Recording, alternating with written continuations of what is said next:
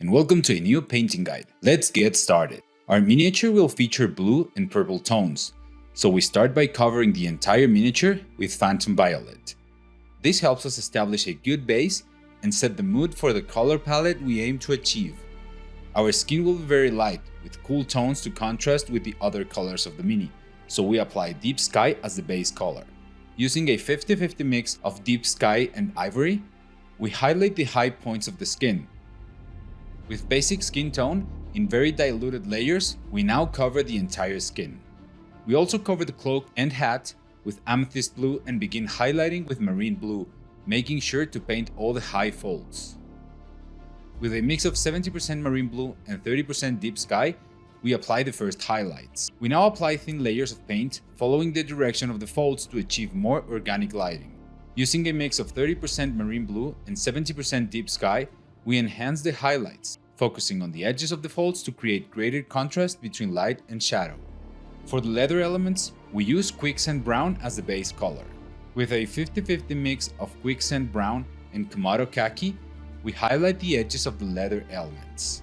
We also highlight the external edges of the bandages and the hat ribbon, directing the light in one direction. Using a mix of 70% sun yellow and 30% flat brown, we paint the base of the stars on the skirt.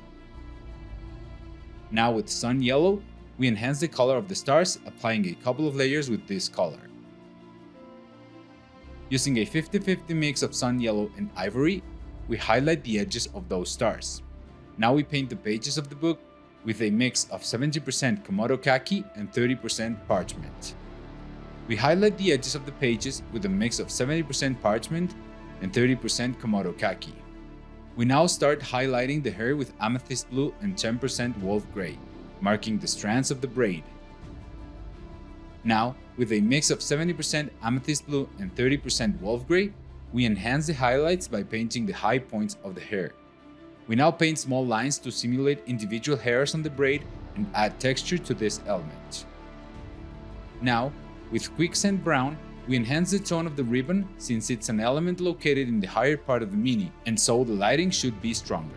With a mix of 70% Quicksand brown and 30% Komodo khaki, we apply the final highlights on the ribbon.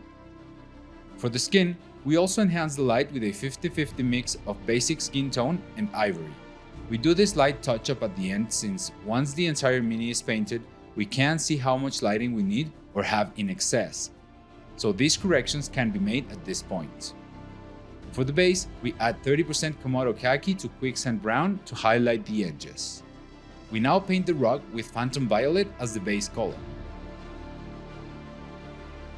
Let's now add 30% wolf gray to start highlighting, marking the high points and edges of the rug.